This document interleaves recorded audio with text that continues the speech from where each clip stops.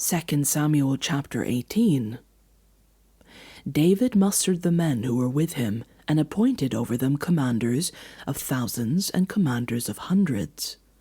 David sent out his troops, a third under the command of Joab, a third under Joab's brother Abishai, son of Zeruiah, and a third under Ittai the Gittite.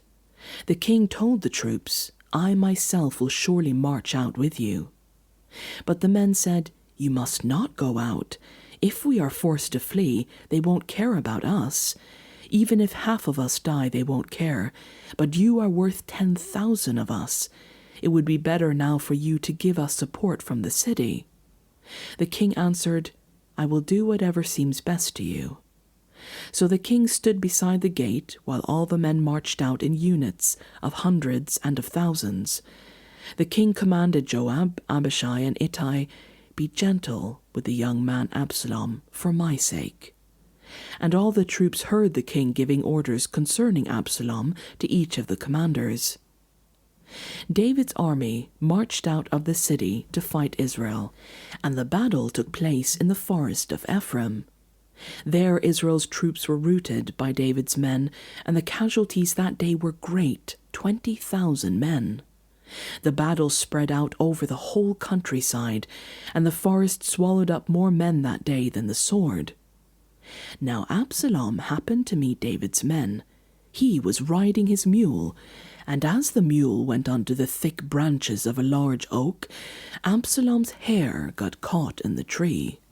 He was left hanging in mid-air while the mule he was riding kept on going. When one of the men saw what had happened, he told Joab, "I just saw Absalom hanging in an oak tree." Joab said to the men who had told him this, "What? You saw him? Why didn't you strike him to the ground right there? Then I would have had to give you 10 shekels of silver and a warrior's belt." But the man replied, "Even if 1,000 shekels were weighed out in my hands, I would not lay a hand on the king's son. In our hearing the king commanded you and Abishai and Ittai, protect the young man Absalom for my sake. And if I had put my life in jeopardy, and nothing is hidden from the king, you would have kept your distance from me." Joab said, "I'm not going to wait like this for you." So he took 3 javelins in his hand and plunged them into Absalom's heart while Absalom was still alive in the oak tree. And 10 of Joab's armor-bearers surrounded Absalom, struck him, and killed him. Then Joab sounded the trumpet, and the troops stopped pursuing Israel, for Joab halted them. They took Absalom, threw him into a big pit in the forest, and piled up a large heap of rocks over him. Meanwhile, all the Israelites fled to their homes. During his lifetime, Absalom had taken a pillar and erected it in the king's valley as a monument to himself, for he thought, "I have no son to carry on the memory of my name." He named the pillar after himself, and it's called Absalom's monument to this day.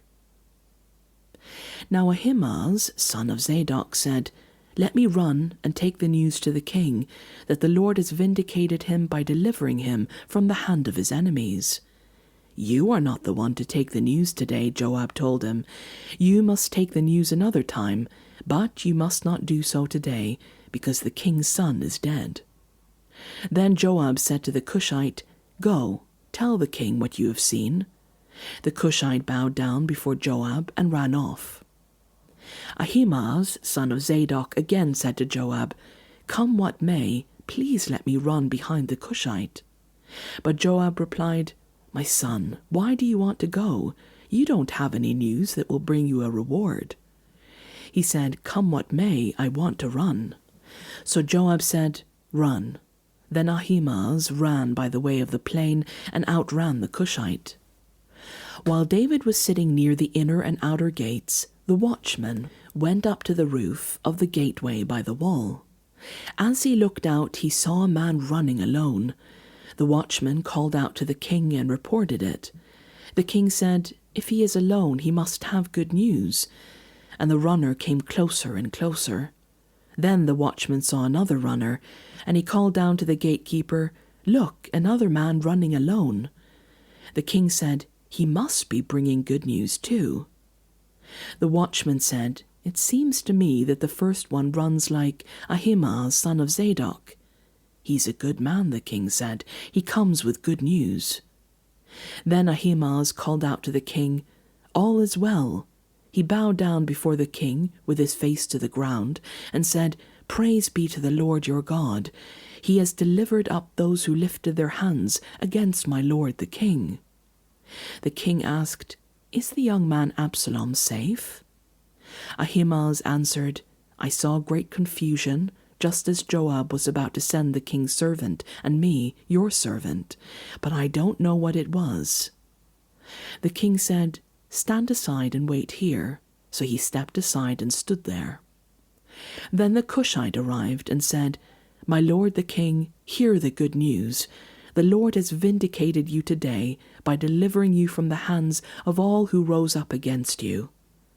The king asked the Cushite, Is the young man Absalom safe? The Cushite replied, May the enemies of my lord the king and all who rise up to harm you be like that young man. The king was shaken. He went up to the room over the gateway and wept.